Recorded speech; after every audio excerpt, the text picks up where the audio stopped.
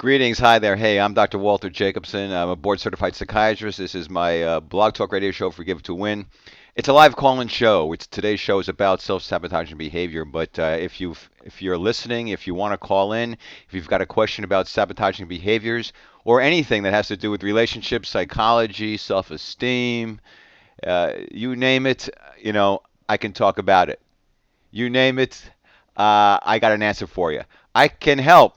We can have a discussion. You can share some stuff that's going on in your life, and I am certain that I can give you some insight and some guidance that could make a huge difference. That's what I'm here for. I want to help. No kidding. Okay, enough of that. Let's get to self-sabotaging behaviors. That's what we're talking about today. Okay, so yeah, are you happy where you're at?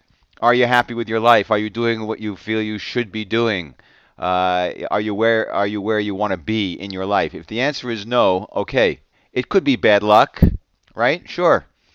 But most likely, it's even if there is bad luck and and a lot of competition and a lot of market forces against you, most likely you're doing something that's getting in your own way, or you're not doing something that's getting in your way, or basically you're sabotaging yourself in some way.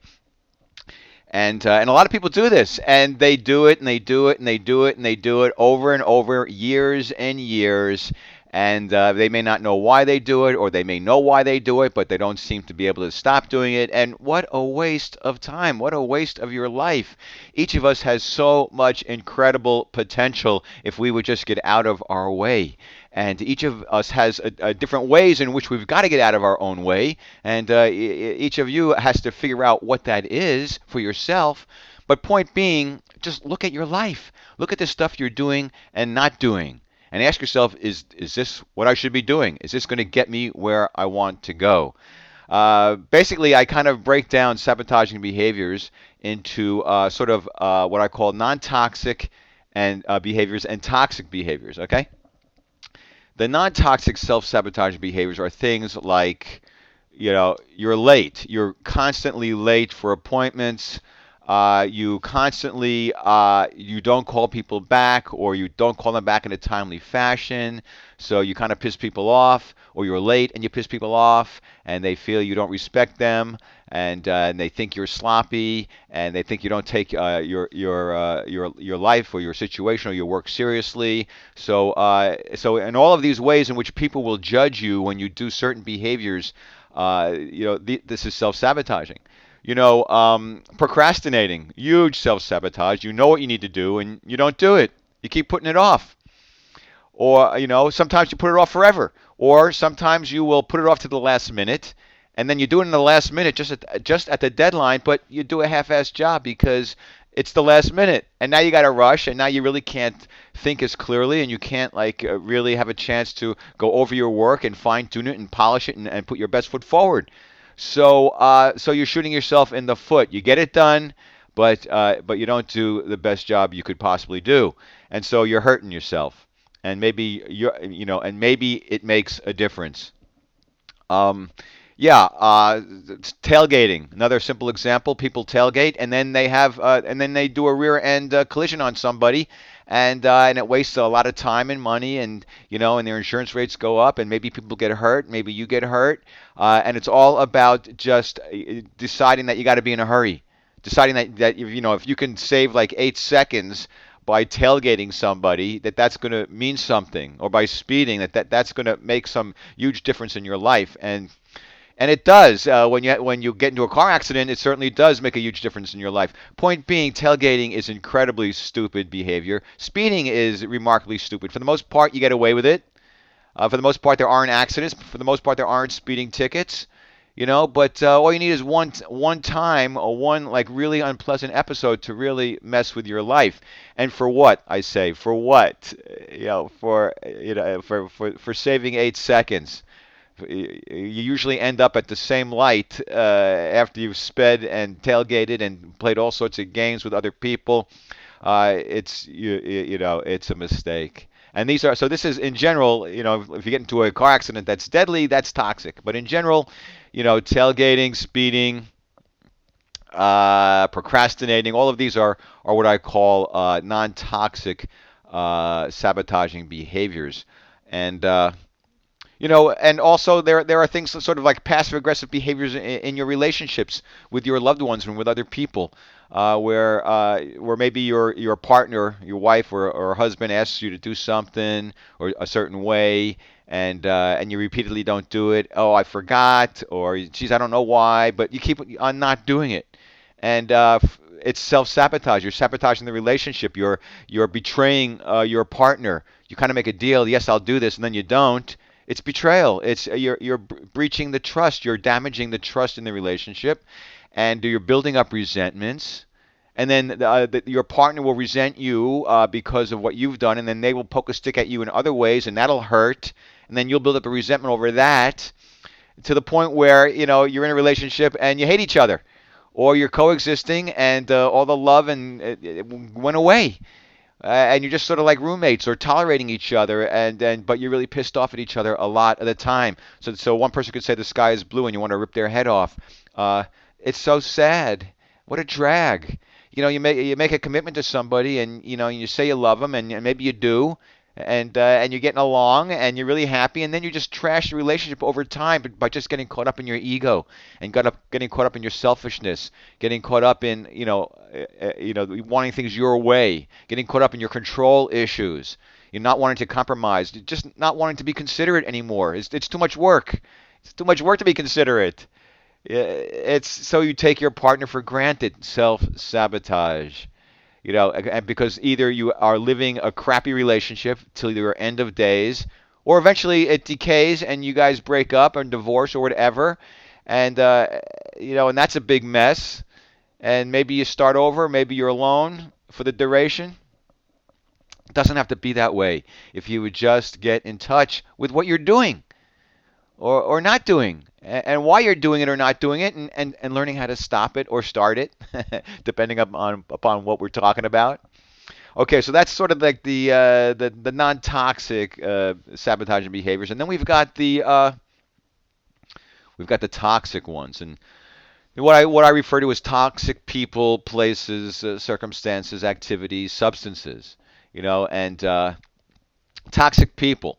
There was a in the first Rocky movie, he's talking to his niece or cousin or some kid, and he's saying, "Yo, you hang out with coconuts, you become a coconut," and yeah, that's what happens. Yes, who you hang out with, to some degree, it rubs off on you. It's what if you hang out with like people who are toxic, who are unconscious, who are sloppy, selfish, greedy, unethical, you're going to slip, you're going to regress. Yeah, you're going to slip into that frame of reference. You're going to behave that way. It's going to seem normal. It's going to seem like, oh, well, that's the way people are. That's not the way people are. That's the way people have become.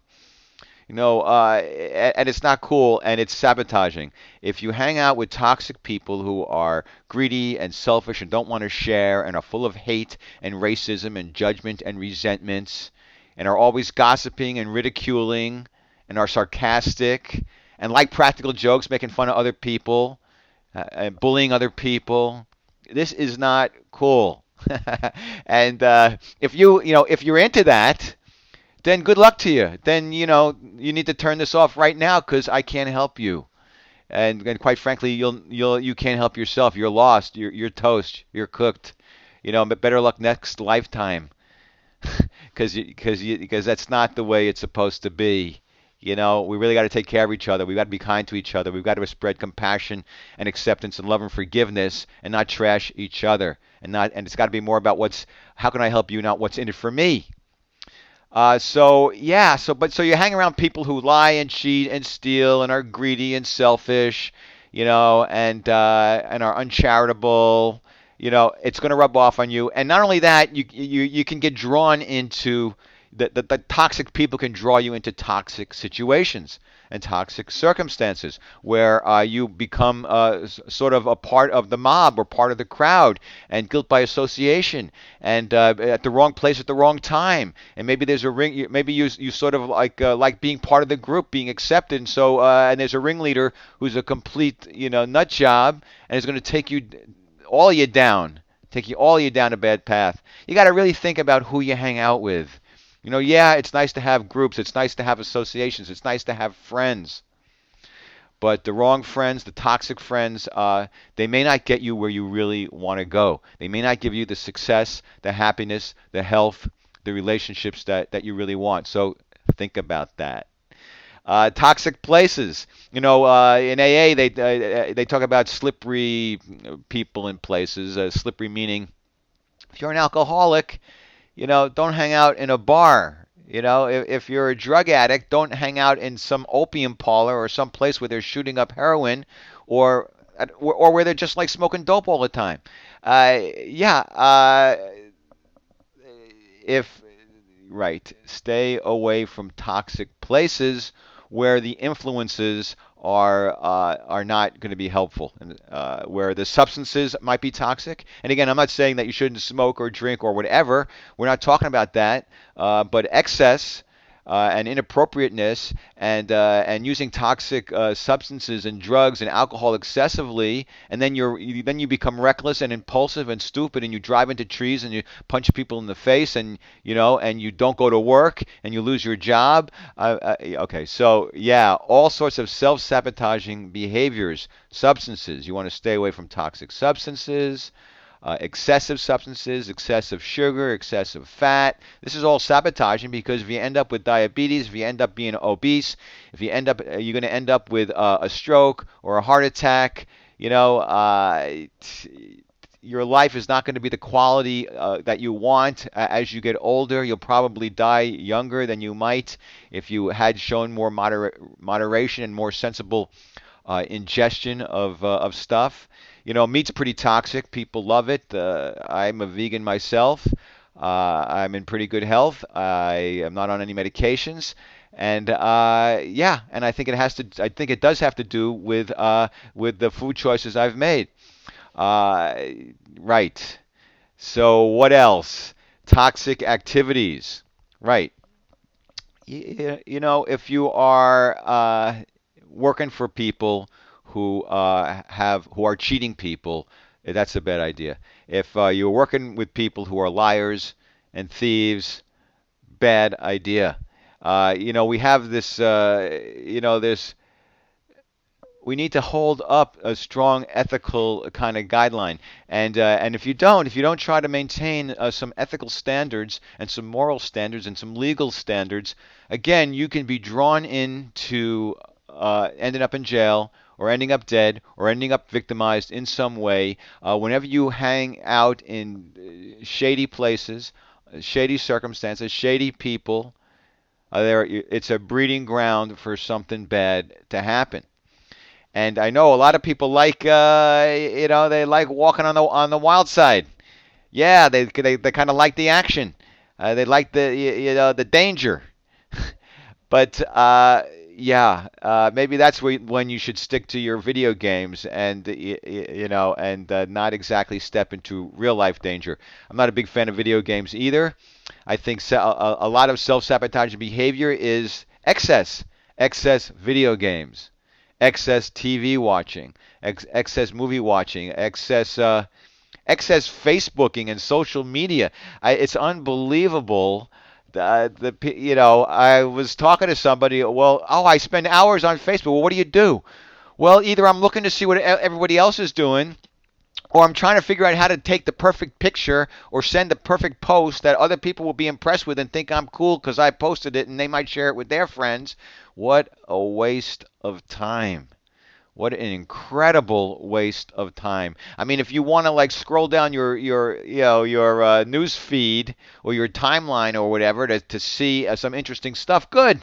Spend a few minutes, but don't you don't turn it into like a huge investment of time. Okay, huge investment of time doing all this tweeting and Facebooking and LinkedIning and Instagramming and Pinteresting and all this stuff. Come on, like everything, moderation. Do it a bit and then ask yourself, is this the best use of my time? Well, what else? What do I want to do? Hey, oh, you mean like I actually have aspirations? You mean I actually want to like accomplish something? I'd like to actually be successful at this or that. I'd like to get a promotion, or I'd like to write a screenplay, or I'd like to do stand-up comedy. I'd like to be an actor. I'd like to be a musician. I'd like to write a book.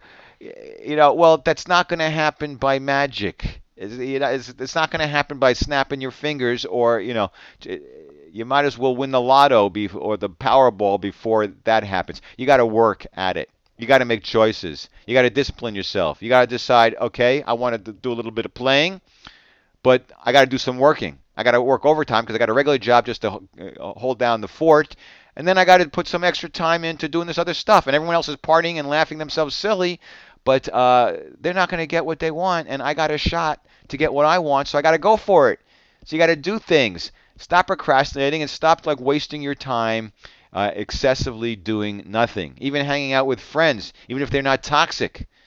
Over excess of anything to the detriment of time that you could be putting into doing something constructive that will advance you and your goals. You got to think about this. You got to think about this. Um, right. Okay. People, places, circumstances, activities, substances. All right. So look. So that's the question: is like, what are So if you're sabotaging yourself, what are you doing about it? Most of you aren't doing anything about it. You're just doing it. And most of you may not even know why you're doing it. Okay, big mistake. Now is the time to recognize all the different self-sabotaging behaviors that you're engaged in. Make a list. Look at them. And then whether you know why you're doing them or not, to some degree, doesn't matter. You got to stop doing them. Or if there's certain things that you're not doing, like exercising or dieting, you need to do them. Meditating, yoga, if you think those are good ideas, you need to do them. You need to do behavioral modification. If you're late all the time, put alarms and reminders in your iPhone or smartphone or on your day planner to remind you to leave plenty of time. Don't leave, don't say, oh, it's going to take me a half hour to get there, so I'll leave in, I'll leave in a half hour. It'll take me a half hour to get there, but maybe something might come up, so I'll leave in 40 minutes or 45 minutes. Get there early. Really, blow everybody away. Get there early. If you got nothing to do, you can always start Facebooking for a few minutes. But use behavioral modification, lists, reminders, right? If someone calls you, get into the habit. Put on your phone a little note or on your computer. Call people back. Don't be late. Right. If you have deadlines, put in your calendar weeks before the deadlines reminders that now I got to stop putzing around and I got to start sitting down and applying myself and working on this so I have it waiting to the last minute. So there are behavioral things you can do to compensate for your sloppiness and for your tendency for inertia and for apathy and for a lack of motivation and lack of drive and for your desire to just sit around and do nothing and be a couch potato. So there are things you can do to remind you, to help you to get off your butt and do stuff. Okay? You, yeah. But if you can't figure this out, if you can't do it yourself, then you need help. Then you put aside pride and ego. Go get some help. That help can be in the form of books, right? Or therapy. Get a counselor. Get a life coach. Get a therapist. Figure out why the hell you're doing things that's getting in your way. Right. Now, something else you can do is and hear me out. In my book, Forgive to Win, I talk about self-sabotaging behaviors, and I talk about the solution to self-sabotaging behaviors. And I'm only bringing up the book not to have you buy it, but to have you go get it for free, okay? And it's a damn good book, and you can get it for free, the ebook, on my website, walterjacobsonmd.com. And on the right, as you're facing the thing on the right, you just put in your email, and you'll get the download of this book. I guarantee you it will change your life. It's free, no strings attached. And I won't be sending you offers to buy stupid stuff. No, I'm not into affiliates or anything. It's a free book. Read my lips. Okay? And it explains self-sabotaging behaviors. It explains how self-sabotaging behaviors come from, in my opinion, deeply embedded in the unconscious mind, guilt, shame, self-loathing, okay, deeply embedded.